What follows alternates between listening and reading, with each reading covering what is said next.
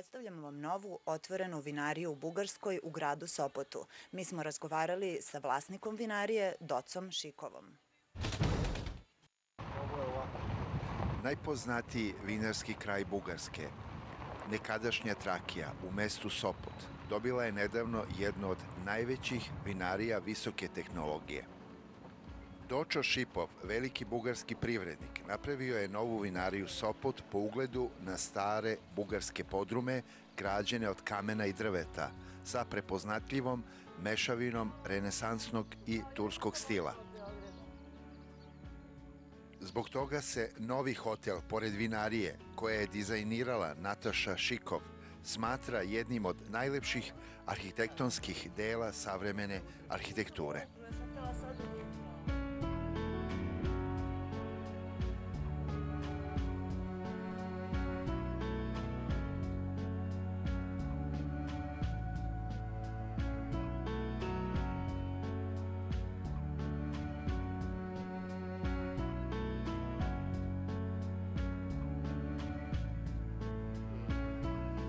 Понеже съм от Сопот, и тук съм израснал в този край, първо решихме да посадим лозе. И посадихме лозе от нула. Купили сме разсад, даже един разход сме купили от Сърбия, Каберне, част. Да. И сме построили лозе. Да.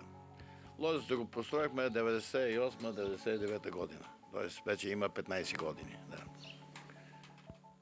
Първите всички тези години сме имали лозе и сме брали Каберне, основно. Да. Тук преди 2 години съм решил да направим изба.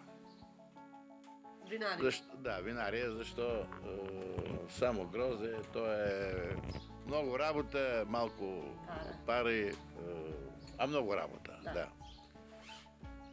И така построихме винарията, ето тя е зад мене, да, която всъщност сега вече работи втора година. Първата реколта беше 13-та, втора 14-та. Сега ще очакваме трета реколта 15-та година, да се надяваме, че ще бъде добра. Сега е добра. Да. И така направихме винарията, аз съм любител на Каберне. Да. И съм първи, който е направил тук Каберне в този регион.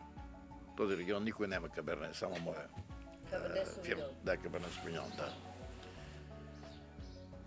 Но правихме го с наука. Да. Има институт в Пловдив по виното, хранително-вкусова промишленост. Той има винарски факултет. Да. Пловдив, да. Той е единствен в България тогава.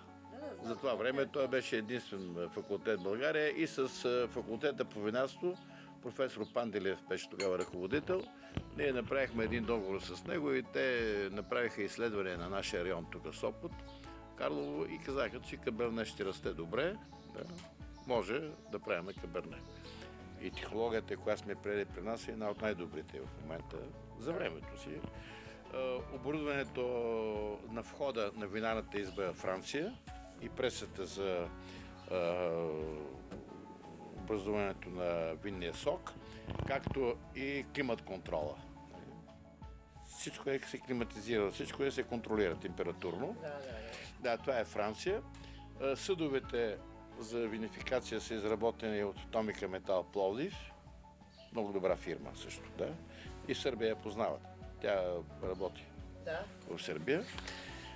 И оборудването, което е за бутилиране, е италианско.